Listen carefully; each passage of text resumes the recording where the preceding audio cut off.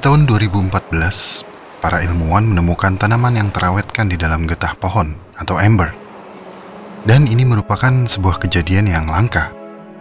Jarang sekali ilmuwan menemukan sisa-sisa tanaman dalam ember yang terawetkan dengan baik untuk dipelajari secara mendetail.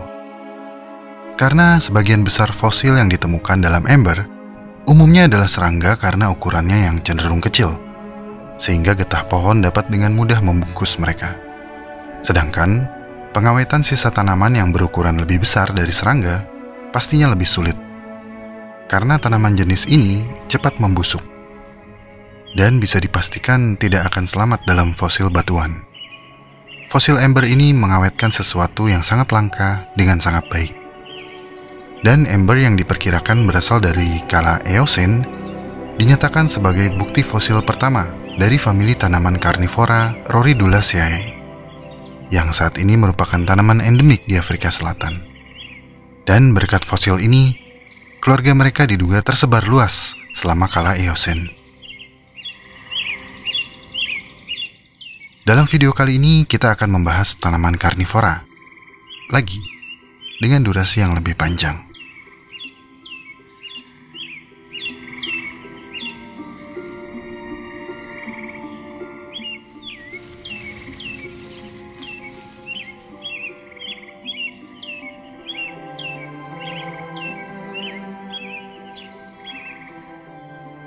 Ya, sebenarnya sudah ada pembahasan mengenai tanaman karnivora. Tapi saya merasa kurang lengkap pembahasannya. Selain itu, pembahasan tentang tanaman di alam semenit juga masih kurang.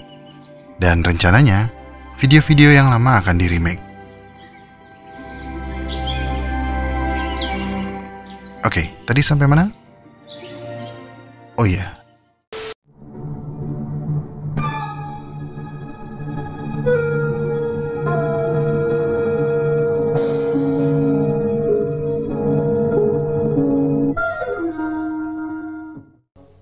Ember yang berisi fosil Rhoridula ini adalah satu-satunya kasus di mana tanaman karnivora terawetkan dengan baik.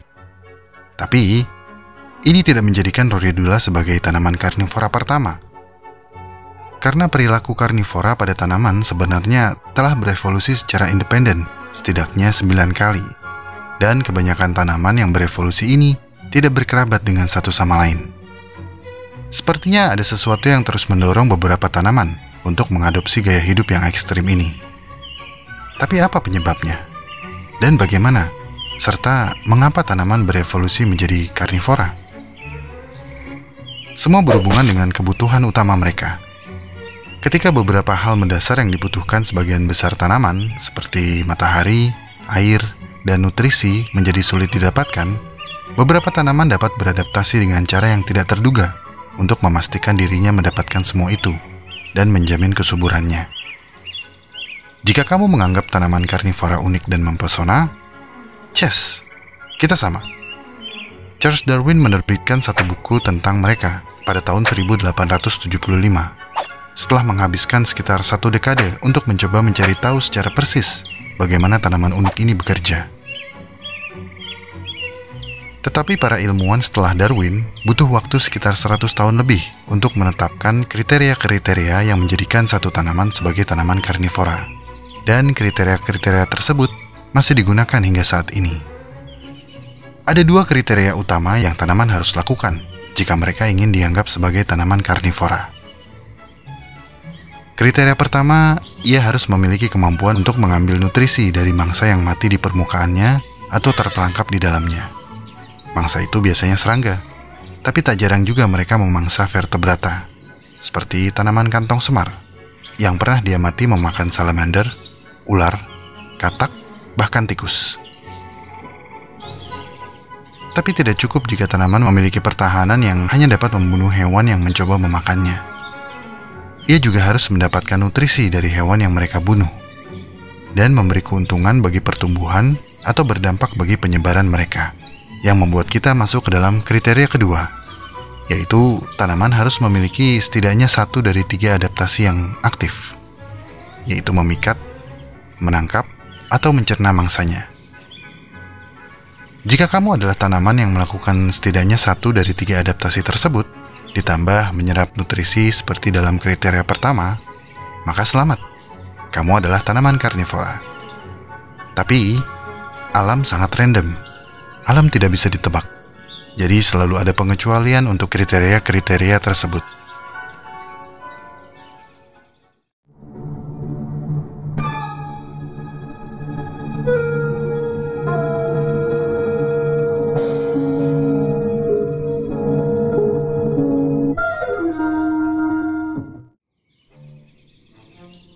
Contoh dari kerandoman alam adalah pada kerabat fosil tanaman yang kita bicarakan di awal video. Rhoridula. Mereka memang menjebak arthropoda dengan mucilage, sekresi lengket berbahan resin yang mengandung karet. Tapi sekresi lengket yang mereka hasilkan ini tidak dapat mencerna mangsa yang terperangkap. Sebaliknya, mangsa yang terperangkap akan menarik Tio. Tio adalah kepik bau dari genus Pameridea. Tio berjalan santai, melenggang kangkung menuju serangga yang terperangkap. Karena Tio tahu kalau dia tidak akan menempel pada sekresi lengket yang dihasilkan Rhoridula. Tio kemudian memakan arthropoda yang terperangkap, lalu di daun Rhoridula. Rhoridula tidak marah. Ia justru senang, karena memang itu tujuan utamanya. Rhoridula mengucapkan terima kasih, kemudian menyerap nitrogen dari nya Tio. Hubungan timbal balik seperti ini sering ditemukan juga di dunia manusia. Pihak pertama membantu memberikan sesuatu yang menyenangkan kepada pihak kedua, dan pihak kedua membalasnya dengan nggak gitu ya.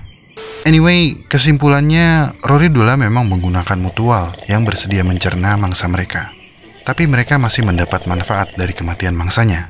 Jadi, beberapa ahli botani memasukkan Rhoridula ke dalam spesies tanaman karnivora. Ya, saya tahu para penggemar tanaman karnivora akan langsung terpikir Drosera atau Sandiu.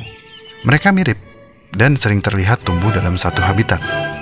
Perbedaan mereka terdapat pada konsistensi dan mekanisme perangkapnya, serta cara mencerna mangsanya. Jika konsistensi mucilage dari Rhoridula adalah resin yang mengandung karet, mucilage Drosera berbahan dasar air dan terdapat gula di dalamnya, seperti nektar pada bunga, yang akan memancing serangga.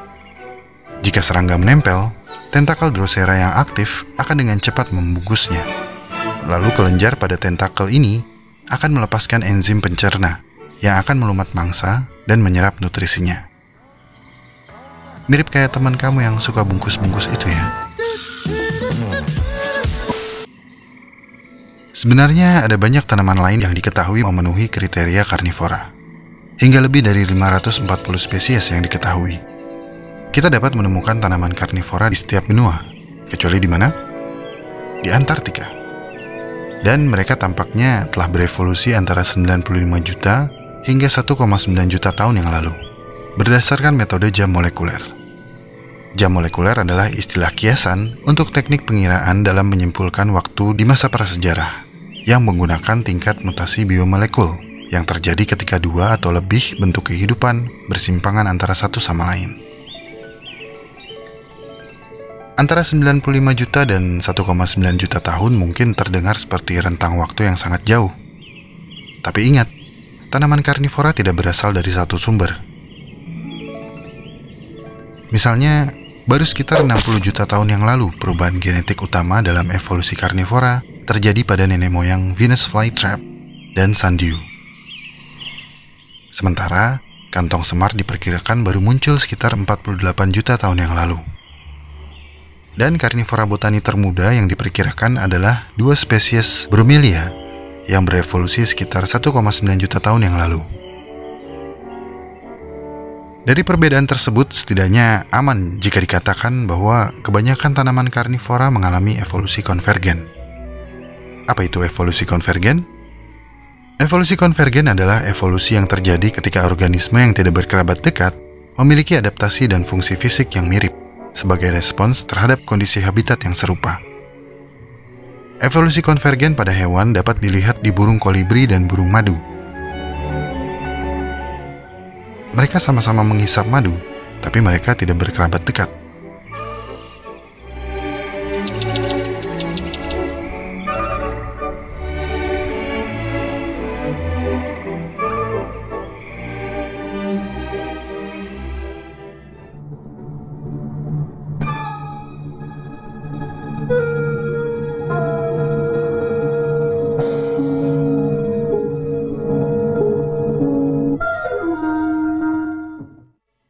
Selama jutaan tahun pada ratusan spesies, tanaman karnivora telah mengembangkan 5 jenis perangkap yang berbeda, dan kebanyakan dari mereka berkembang dalam kurun waktu yang berbeda.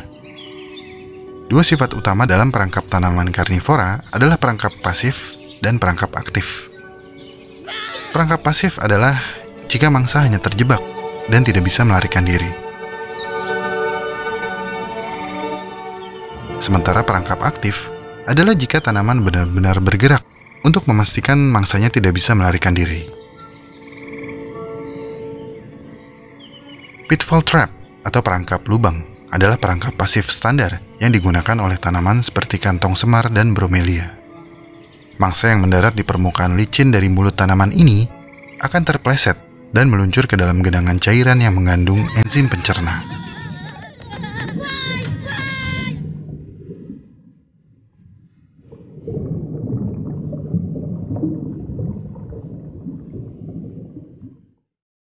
Lalu ada flypaper trap atau perangkap lengket yang beraksi sesuai namanya. Mangsa terjebak dalam zat lengket yang diproduksi oleh daun tanaman.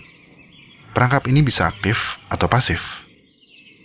Misalnya, sandiu memiliki tentakel lengket yang dapat bergerak dan segera bereaksi saat bersentuhan dengan mangsa.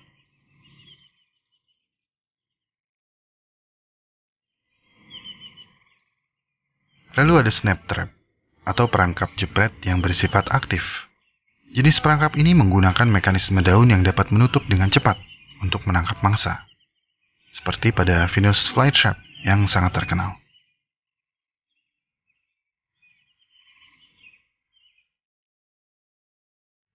Dan bladder suction atau perangkap penghisap yang ditemukan secara eksklusif pada tanaman bladderworts. Mereka menciptakan vakum kecil bertekanan negatif di dalam perangkap mereka, yang ketika pemicunya disentuh oleh mangsa, perangkap ini akan membuka dan segera menyedot, dan secara otomatis memerangkap mangsa di dalamnya.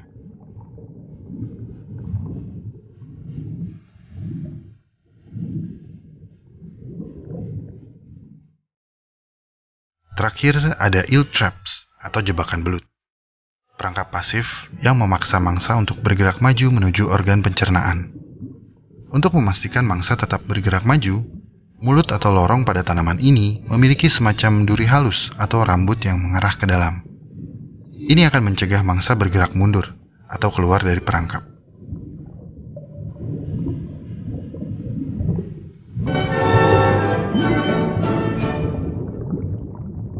Dan yang lebih keren lagi adalah bahwa semua tanaman yang tidak berkerabat ini tidak hanya mengembangkan jenis perangkap yang sama, tapi sepertinya mereka juga mengembangkan mekanisme molekuler yang sama untuk mencerna mangsanya.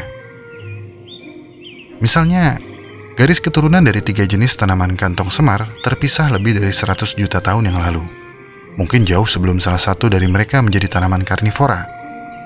Dan mereka masing-masing menghasilkan protein sendiri, yang awalnya digunakan untuk melindungi tanaman dari tamu yang tak diundang, seperti jamur. Namun seiring berjalannya waktu, semua protein itu berubah fungsinya menjadi enzim pencernaan. Fungsi enzim-enzim pencerna tersebut pada dasarnya tetap sama, tapi ada perbedaan tentang di mana dan bagaimana mereka digunakan. Tadi saya bicara tentang bagaimana kantong semar memproduksi protein untuk melawan jamur. Jamur menopang dinding selnya dengan polimer bertepung yang disebut kitin.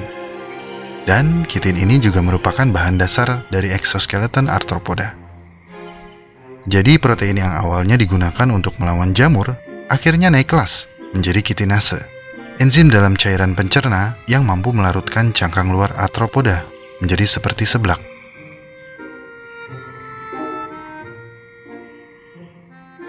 Ketiga garis keturunan ini juga telah berevolusi untuk menggunakan asam fosfatase ungu, enzim yang berfungsi untuk menyerap asam fosfat dari mangsanya. Oke, jadi bagaimana tanaman karnivora terus bermunculan tampaknya sudah terbahas ya. Apa dan mengapanya juga sudah terjawab. Tapi masih ada satu pertanyaan ultimate, yaitu kenapa? Nah, ini kembali ke gagasan evolusi konvergen.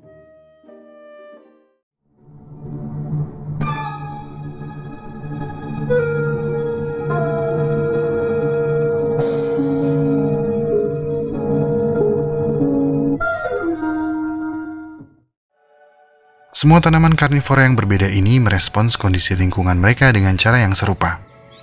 Di seluruh dunia, mereka umumnya ditemukan di tempat terbuka dan bercuaca cerah yang memiliki tanah lembab tapi miskin nutrisi, tanah yang asam. Dan banyak juga dari mereka yang tinggal di rawa. Sebenarnya mereka sudah mendapat sinar matahari yang cukup dan nutrisi dari tanah. Tapi tanaman juga harus mendapatkan nitrogen dan fosfor. Dan dalam jenis habitat ini, tanaman karnivora mewakili pertukaran evolusioner, pertukaran yang kadang mengorbankan sesuatu untuk mendapatkan sesuatu yang lain. Tanaman karnivora memiliki dua jenis daun.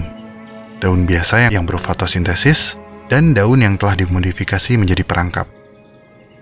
Ini berarti mereka harus mengorbankan daun yang berfotosintesis, sehingga mereka memiliki lebih sedikit daun daripada tanaman biasa. Jadi mereka harus tinggal di tempat yang terekspos oleh sinar matahari dan memaksimalkan kemampuan daun mereka yang sedikit itu untuk berfotosintesis. Ini sangat penting. Perilaku karnivora hanya dapat berevolusi dalam situasi di mana kesuburan tanamannya lebih penting daripada kerimbunan daunnya. Seperti di tempat yang panas dan kering, di mana tanah di tempat ini minim nitrogen dan fosfor. Dan jika mereka ditempatkan di tanah yang kaya akan nutrisi, atau jika mereka tidak mendapatkan cukup air atau cahaya matahari, tanaman karnivora bahkan akan berhenti menjadi karnivora, setidaknya untuk sementara.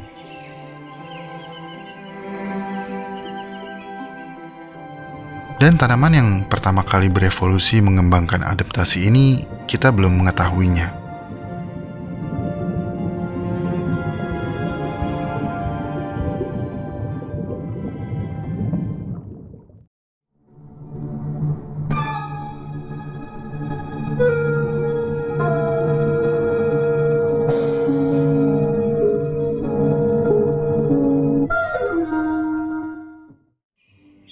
Tanaman karnivora cukup langka karena mereka hanya ditemukan di jenis habitat tertentu.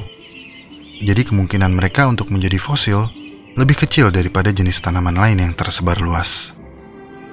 Dan agak ironis juga kalau dipikir-pikir, tanaman yang menggunakan sekresi lengket untuk menjebak mangsanya malah terjebak selamanya dalam sekresi lengket dari tanaman lain. Pada akhirnya, evolusi tanaman karnivora mengajari kita salah satu fakta fundamental dalam evolusi.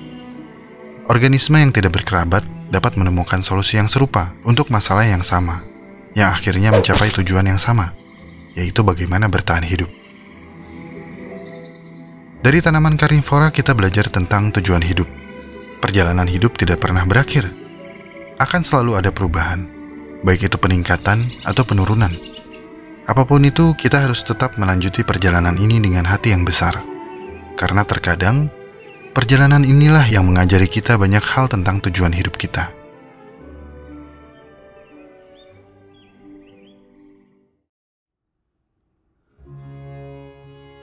Terima kasih telah menonton sampai menit ini. Bagi kamu yang baru subscribe, selamat bergabung. Ikuti pembahasan semua hal yang aneh, menjijikan, dan indah yang mengundang rasa ingin tahu kita semua. Sampai jumpa di Alam Semenit episode selanjutnya.